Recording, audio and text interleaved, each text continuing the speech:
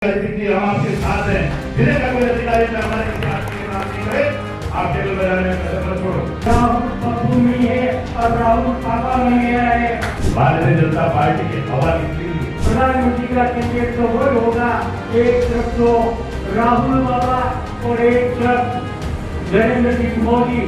नमस्कार। आज राजसमंद में ऐसा लगा कि कांग्रेस में बड़ी चहल पहल है, बड़ी गहमा गहमी वाला माहौल लगा। एक साथ जिले भर के कांग्रेस के नेता कार्यकर्ता जुटे और जो पूरा कार्यक्रम था, आपको पता होगा कि आज राजस्थान के प्रदेश सह प्रभारी वीरेंद्र सिंह राठौड़ आए हुए थे। उनके साथ कांग्रेस के प्रदेश सचिव विशाल जहांगीर थे और साथ में कांग्रेस की जो पूरी टीम थी राजसमंद की, जिसमें जिला का मुखिया हरि सिंह राठौड़ थे, पूर्व अध्यक्ष देवकी नंदन गुर्जर थे और साथ ही जितने अलग अलग तमाम नेता थे, जिसमें कि भीम देवगढ़ विधायक सुदर्शन सिंह रावत थे और सभी लोग एक साथ जुटे और ऐसा लगा कि कांग्रेस आज से चुनावी मोड में आ रही है।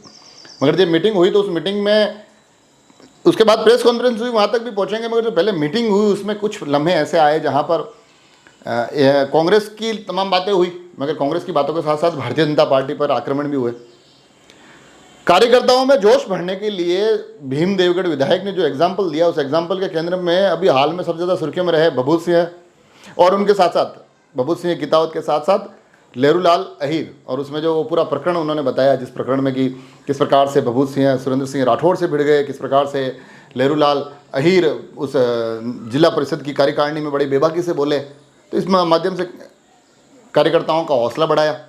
साथ ही उन्होंने जिलाध्यक्ष जी को भी कह दिया कि जिलाध्यक्ष जी, डरने की जरूरत नहीं है, आप तो अधिकारी की टेबल बजाइए, अपने कार्यकर्ता के लिए लड़ना जरूरी है। ये सारी चीज़ें हम आपको दिखाएंगे और थोड़ा और माहौल और थोड़ा सरल सहज तब भी हो गया जब जिलाध्यक्ष हरि सिंह राठौड़ बोल रहे थे। उन्होंने वहाँ बात बोलते बोलते पहले तो नरेंद्र मोदी और राहुल गांधी की जो तुलनाएं की, वो भी आपको सुनाएंगे और साथ ही आपको सुनाएंगे किस प्रकार से उन्होंने कहा कि राहुल गांधी अब तो नहीं पापा बन गए। तो थोड़ा वहाँ माहौल बड़ी सहज हो गया, थोड़ा हंसी का एक फुहारा छूट गया। और उसके साथ साथ उन्होंने कार्यक्रमों को लेकर कहा कि कांग्रेस के लोगों को अब चुनाव को लिए तैयार हो जाना चाहिए। तो ऐसी स्थिति में समय का ध्यान रखना जरूरी है। इस साथ में समय की नसीहत देते देते उन्होंने न केवल बाहर से आए हुए प्रभारियों को भी नसीहत दे डाली कि आपको भी समय का ध्यान रखना चाहिए था, बल्कि पूरी की पूरी कांग्रेस की टीम को कहा कि आगे से कार्यक्रमों में समय पर पहुंचना चाहिए। तो ये सारी बातें आपको सुनाएंगे, इनको सुनिए, इनका आनंद लीजिए।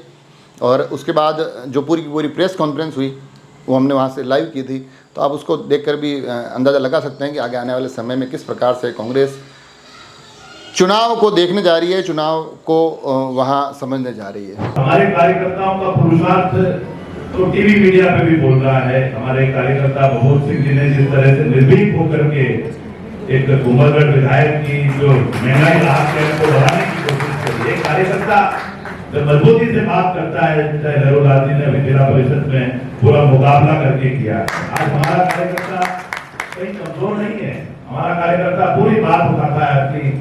और राजसमंद जिले में नहीं, पूरे राजस्थान में बीजेपी की टाइम पूरी सूरत की है। भारतीय जनता पार्टी की हवा निकली हुई है। आप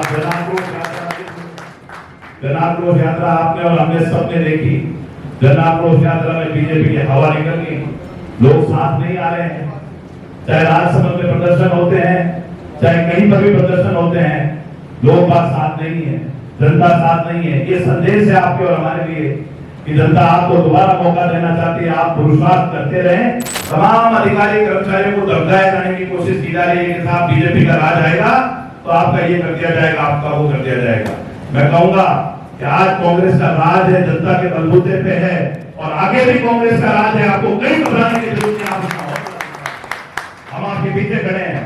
कोई बात आई कि हम आपके साथ चलेंगे, सरकार का विरोध नहीं करते, परंतु कोई अधिकारी गलत काम करेगा तो उसको निश्चित तौर पर सबक सिखाएंगे कि हम आपके साथ हैं। जिन्हें का कोई अधिकारी हमारे किसी आदमी के नाम नहीं करे, आप टेबल बनाने में कसर मत छोड़ो, क्योंकि अधिकारी के कारण सरकार बदनाम नहीं हुई थी। ये राजा समय नहीं लेना चाहता, क्योंकि समय वैसे थोड़ा सा डाला हुआ है। आप भी थोड़े से लेट हो रहे हैं, टाइम की थोड़ी पाबंदी रखें तो टाइम पे खत्म होता है। मैंने आपको करीब 4 घंटे तक नाथद्वारा में रोक रखा कि आप रुकिए, हमने 10:30 का टाइम दिया है, तो 11:15 तक दी, तब आप धीरे बढ़ाए। मैं मानता हूँ कि भीम वाले तो देर से आए तो पता लगता है कि वो 80-90 किलोमीटर से आ रहे, पर यहाँ के लोग हमेशा अब चुनाव का समय है बहुत ही कम समय रह गया है, बहुत जल्दी मीटिंगें होने जाएगी, हमारे ऊपर से कई नेता लगाएंगे। तो आप सबसे निवेदन है कि एक मैसेज पे आप समय के साथ बुलाएं। मैं परसों ये न्यूज देख रहा था, अमित शाह जी मीटिंग ले रहे थे जम्मू कश्मीर में, और उन्होंने ये कहा कि ये 15 पार्टियों के नेता पटना में इकट्ठे हो रहे हैं। पहले ये तो बताएं कि इनका दूल्हा कौन है, दूल्हे की वो बात कर रहे थे, और फिर अपने आप में आए कि इनके प्रधानमंत्री का कैंडिडेट कौन है। प्रधानमंत्री का कैंडिडेट तो वही होगा, एक तरफ तो राहुल बाबा और एक तरफ नरेंद्र जी मोदी। तो आप बताइए, जनता से उसमें प्रश्न किया था कि बताइए अगर दोनों ही उम्मीदवार हो तो आप प्रधानमंत्री किसको देखना चाहेंगे? तो वहां जोर से आवाज आई, राहुल गांधी को देखना चाहेंगे। अमित शाह का मुंह नहीं किया, और फिर भी जो मीडिया वाले थे उन्होंने कहा कि आवाज तो राहुल गांधी के पक्ष में जोर से आई थी, पर हम ये नहीं कह सकते कि कितने % कांग्रेस के तरफ थे और कितने % मोदी जी की तरफ थे।